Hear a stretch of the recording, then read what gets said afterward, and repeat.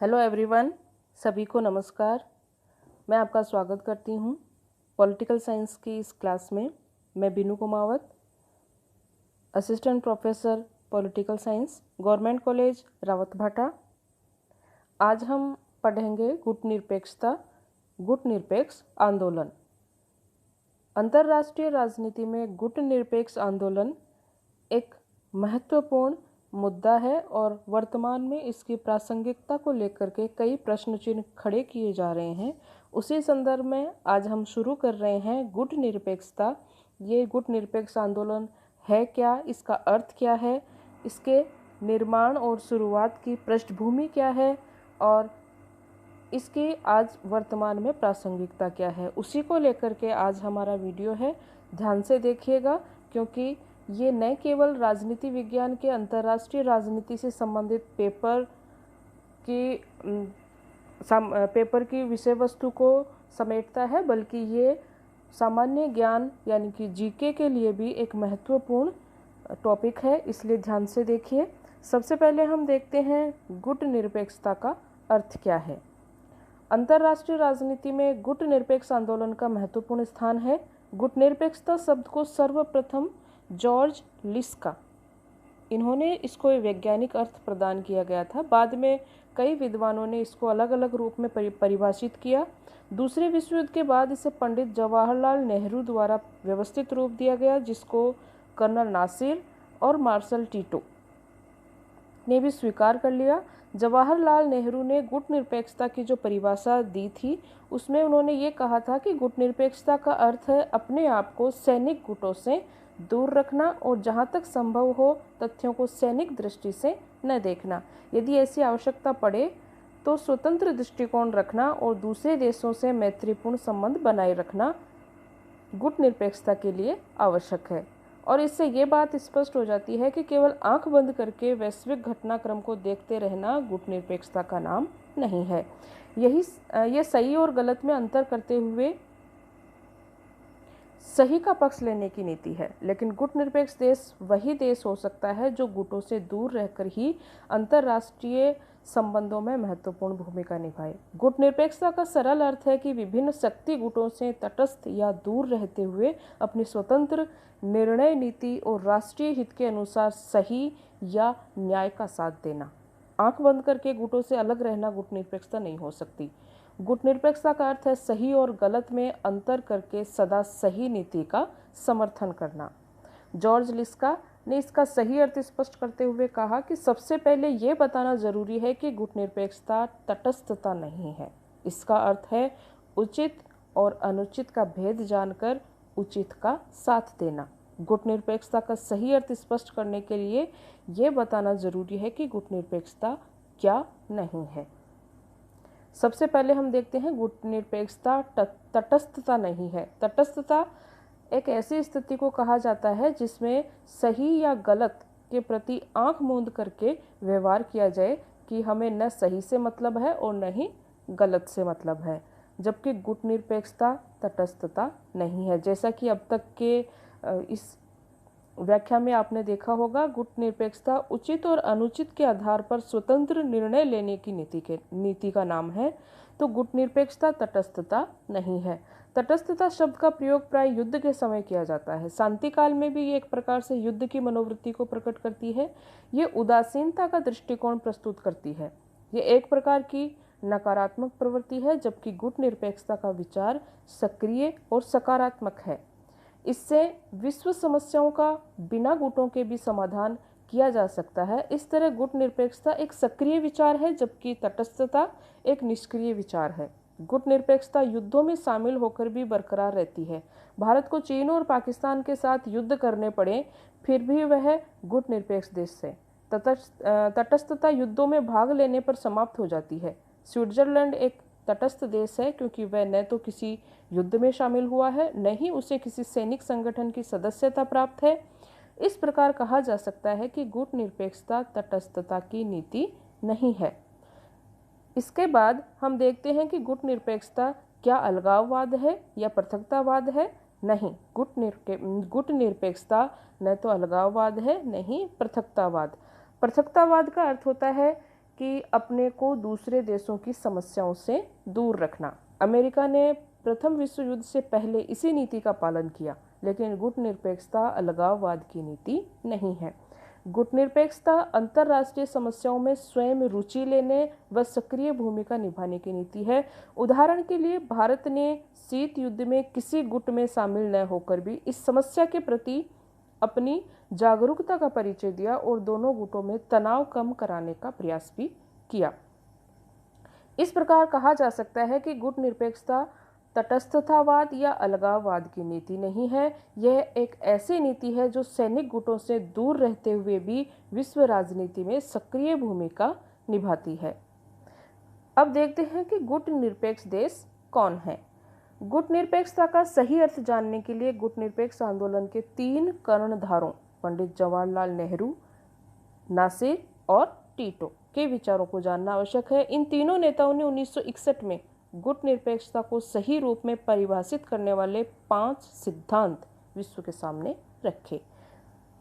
वो 5 सिद्धांत कौन से हैं? पहला सिद्धांत है, जो राष्ट्र किसी सैनिक गुट का सदस्य नहीं हो वो गुटनिरपेक्ष राष्ट्र है। दूसरा, जिसकी अपनी स्वतंत्र विदेश नीति हो। तीसरा, जो किसी महाशक्ति से द्विपक्षीय समझौता न करता हो। चौथा, जो अपने क्षेत्र में किसी महाशक्ति को सैनिक अड्डा बनाने की अनुमति नहीं देता हो। और पांचवा, जो उपनिवेशवाद का विरोधी हो। अगर इन 5 सिद्धांतों का कोई देश पालन करता है और वो गुटनिरपेक्ष आंदोलन का सदस्य बनना चाहता है तो उसको इसकी सदस्यता मिल सकती है। इन सिद्धांतों के आधार पर कहा जा सकता है कि ऐसा देश जो सैनिक गुटों से दूर रह करके स्वतंत्र विदेश नीति का पालन करता हो और अंतर्राष्ट्रीय समस्याओं के प्रति जागरूक होकर के जागरूक हो, ऐसा देश गुटनिरपेक्ष देश कहलाता है। अब देखते हैं गुटनिरपेक्षता की विशेषताएं। गुटनिरपेक्षता का जन्म विशेष तौर पर द्वितीय विश्व युद्ध के बाद हुआ। भारत, मिस्र, युगोस्लाविया आदि देशों के सहयोग से इस अवधारणा का पूरा विकास हुआ। आज गुटनिरपेक्षता की अवधारणा एक पूर्णतया विकसित, स्वयं विस्तृत रूप धारण कर चुकी है। इसको समुचित रूप में समझने के लिए इसकी विशेषताओं को जानना जरूरी है। गुटनिरपेक्षता की महत्वपूर्ण विशेषताएं हम इस प्रकार देख सकते हैं। पहली विशेषता है, ये सभी प्रकार के सैनिक, राजनीतिक, सुरक्षा संधियों तथा गठबंधनों का विरोध करने की नीति है। यानी इसके 2 अर्थ हम 2 रूप में इसकी विशेषताओं को जान सकते हैं। एक तो नकारात्मक अर्थ स्पष्ट करती है, दूसरी सकारात्मक। नकारात्मक अर्थ को स्पष्ट करने वाली जो विशेषता है वो ये है कि ये किसी भी प्रकार की सैनिक या सुरक्षा संधि के साथ गठबंधन करने का विरोध करती है। गुटनिरपेक्षता शीत युद्ध के दौरान उत्पन्न सैन्य गठबंधनों जैसे कि नाटो, सीटो और वार्सा पैक्ट इनका विरोध करती है। गुटनिरपेक्षता की नीति का मानना है कि सैनिक गठबंधन साम्राज्यवाद, युद्ध तथा नव उपनिवेशवाद को बढ़ावा देते हैं। ये शीत युद्ध या अन्य तनावों को जन्म देते हैं। इन्हीं से विश्व शांति भंग होती है, अतः इनसे दूर रहना और विरोध करना आवश्यक है। दूसरी विशेषता है, गुटनिरपेक्षता शीत युद्ध का विरोध करती है। भारत जैसे गुटनिरपेक्ष देश शीत युद्ध को अंतर्राष्ट्रीय शांति को भंग करने वाला मानते हैं, इसलिए गुटनिरपेक्षता शीत युद्ध को से दूर रहने की नीति का पालन करती है और शीत युद्ध के सभी तनावों को दूर करने का प्रयास भी करती है। यानी शीत युद्ध का न केवल विरोध करते हैं बल्कि सकारात्मक रूप से शीत युद्ध के तनावों को दूर करने का प्रयास भी इसमें किया जाता है। तीसरी विशेषता है, गुटनिरपेक्षता स्वतंत्र विदेश नीति का पालन करने में विश्वास करती है। उसका मानना है कि गुटबंदियां राष्ट्रीय हितों के लिए हानिकारक हैं, इसलिए भारत हमेशा से अपनी विदेश नीति में गुटनिरपेक्षता को एक आधार मानता रहा है। ये गुटनिरपेक्षता की सकारात्मक विशेषता है जिसमें स्वतंत्र विदेश नीति का पालन किया जाता है। गुण और अवगुण के आधार पर विभिन्न राष्ट्रों की नीतियों का अवलोकन करते हुए, उनका मूल्यांकन करते हुए अंतर्राष्ट्रीय संबंधों में कोई भी राष्ट्र स्वतंत्र रूप से अपनी भूमिका इसके आधार पर निभा सकता है। चौथी विशेषता है, गुटनिरपेक्षता अलगाववाद या तटस्थता की नीति नहीं है। जैसा कि हम पहले देख चुके हैं, यह अंतर्राष्ट्रीय समस्याओं के प्रति जागरूक रहने और उन समस्याओं के समाधान के लिए सहयोग देने की नीति है। पांचवी विशेषता है, गुटनिरपेक्षता शांतिपूर्ण सहअस्तित्व तथा आपसी सहयोग की नीति है। ये शक्ति के किसी भी रूप का खंडन करती है। ये राष्ट्रों के बीच तनावों, संघर्षों का शांतिपूर्ण ढंग से हल करने में विश्वास करती है।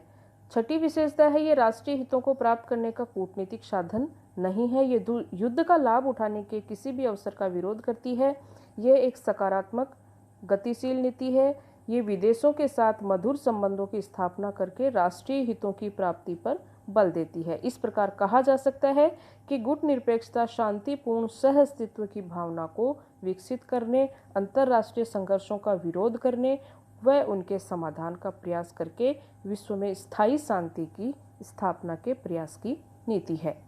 गुटनिरपेक्षता किसी समस्या के प्रति आंख बंद करके बैठ जाने या अलग रहकर जीने की नीति नहीं है, बल्कि अंतर्राष्ट्रीय समस्याओं के प्रति जागरूक रहने की नीति है। यह एक गतिशील धारणा है जो भारतीय विदेश नीति व अन्य तीसरे विश्व के राष्ट्रों की स्वतंत्र विदेश नीति का आधार है। ये किसी राष्ट्र की संप्रभुता को सुदृढ़ करने की नीति है। अब देखते हैं गुटनिरपेक्षता को प्रोत्साहन देने वाले तत्व, यानी कि वो कौन सी परिस्थितियां थी जिनके बीच गुटनिरपेक्षता का उद्भव हुआ। द्वितीय विश्व युद्ध के बाद गुटनिरपेक्षता की अवधारणा धीरे धीरे विकसित होने लगी और गुटनिरपेक्ष आंदोलन का भी तेजी से विकास होने लगा।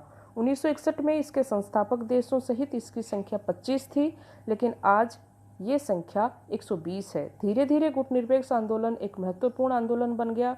विश्व में नवोदित स्वतंत्र राष्ट्र एक एक करके इसकी सदस्यता प्राप्त करते चले गए।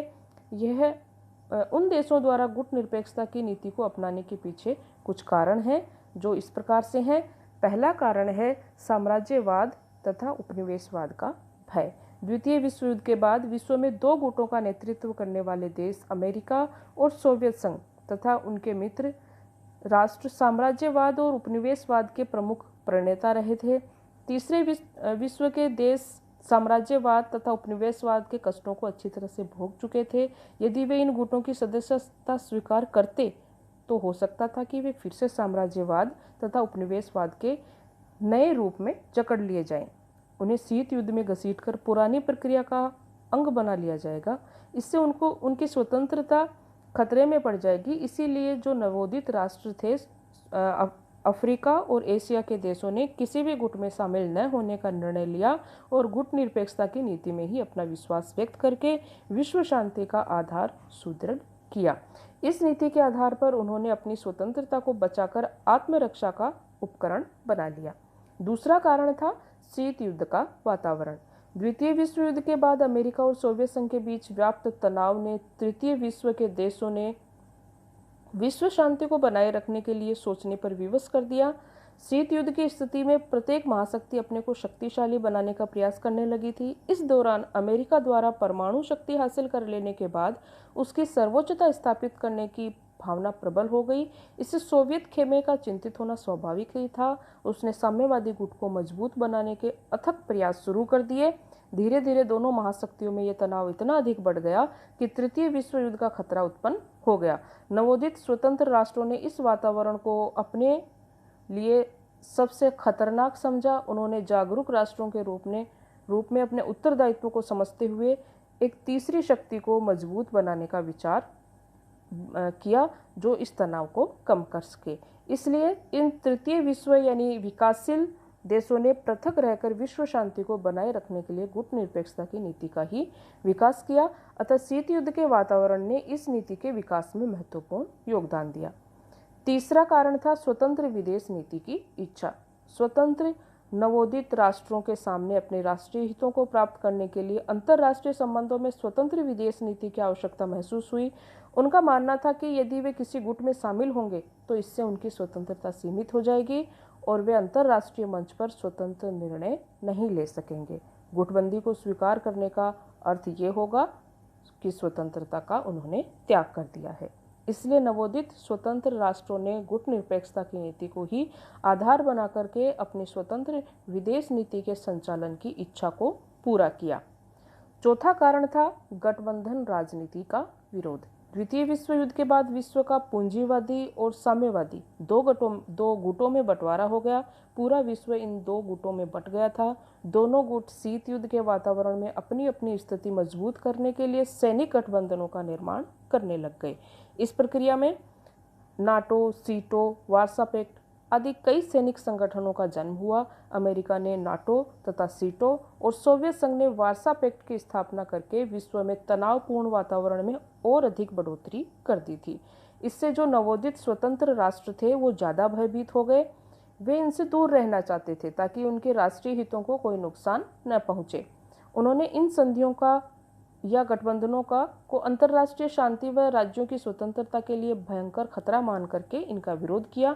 वे किसी गठबंधन में शामिल होकर विरोधी गुट से दुश्मनी मोल लेना नहीं चाहते थे। यदि वे गठबंधन की राजनीति के चक्रव्यूह में फंस जाते तो उन्हें अपने राष्ट्रों की समस्याओं का समाधान करने के अवसर गंवाने पड़ते। इसलिए उन्होंने गठबंधन राजनीति से दूर रहने का ही निर्णय किया।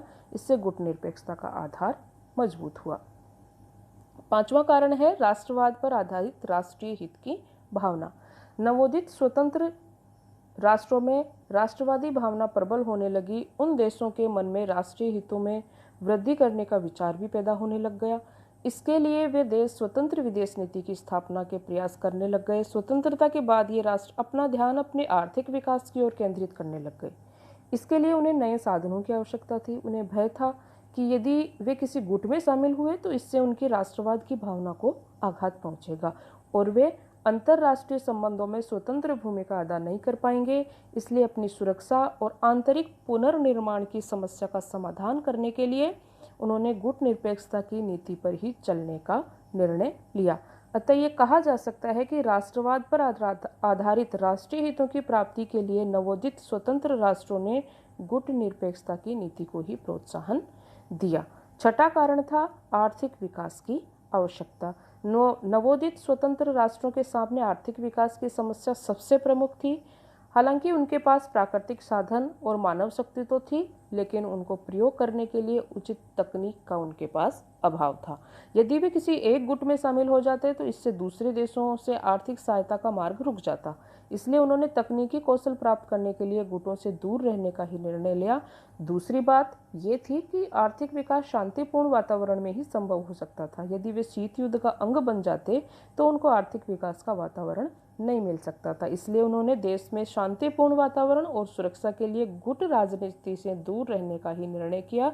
इससे भी गुटनिरपेक्षता का आधार सुदृढ़ हुआ। सातवां कारण था अंतर्राष्ट्रीय संबंधों में सक्रिय भूमिका अदा करने की भावना।